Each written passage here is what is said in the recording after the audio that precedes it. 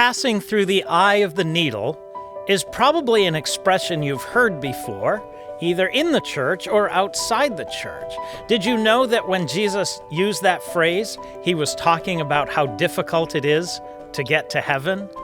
Hi, I'm Doug, and thank you for joining me for Transformational Talks, because Jesus' teaching was not intended just to inform, but also to transform. Stick around until the end of the video, and I'll share with you an interesting but probably unlikely interpretation of this metaphor of the camel and the needle. I realize we've gone rather far afield from the Beatitudes.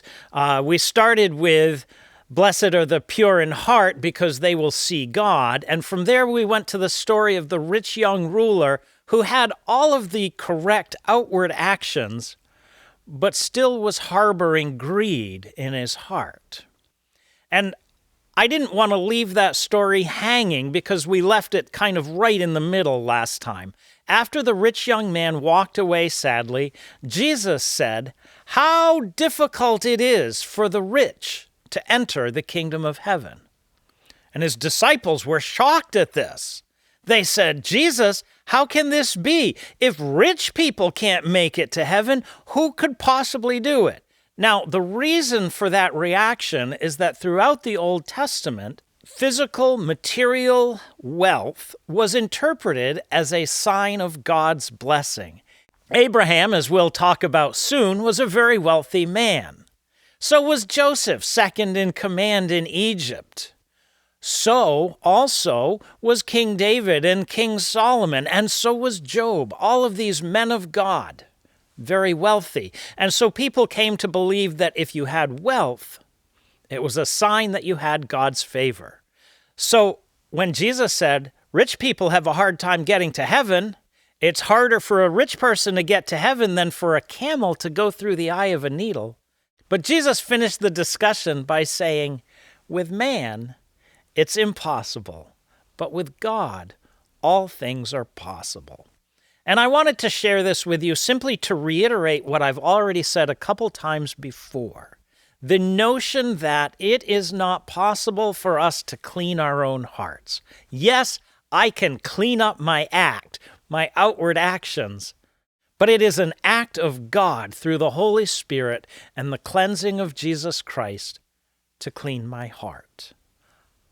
It's not possible for me, but with God, all things are possible.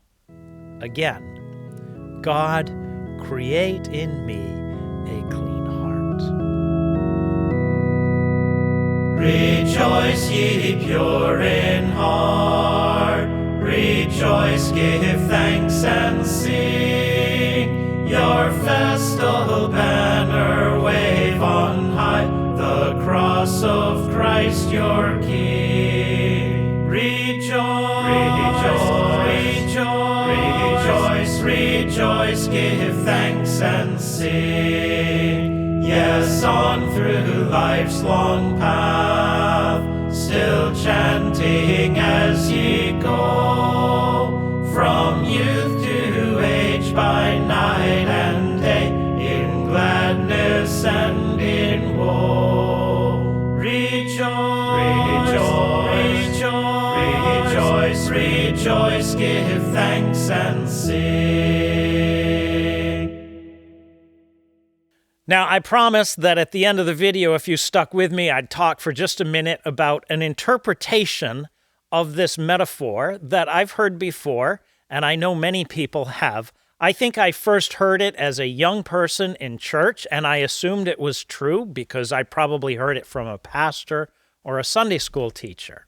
And the interpretation, the story is this, that in Jerusalem, there is a gate, which is referred to as the needle's eye.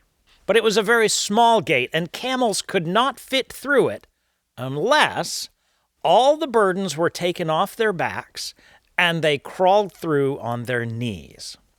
And therefore, the story goes, the metaphor is that we must release all of our burden of sin to Jesus and come in humility on our knees in order to receive the kingdom of heaven. It's a nice story.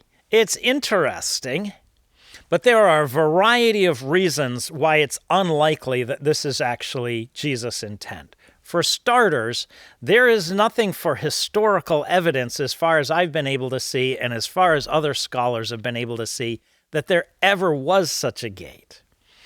Some people say it was in Jerusalem. Some people say it was in Damascus. And there are no historical records of such a gate in either city. Beyond that, there are a variety of other reasons why we should doubt that story. But to me, there are a couple things that seem especially confusing. First of all, why would a camel driver unload his camel and make it crawl through a gate on its knees and then come back and drag all of his goods by hand through the gate when he could have simply gone to a different gate and come in? It doesn't seem likely.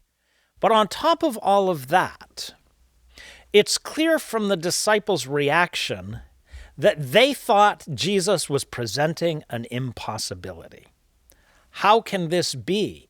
If the rich can't do it, how can regular people do it? You see, the disciples understood in their reaction that Jesus was presenting to them an impossibility.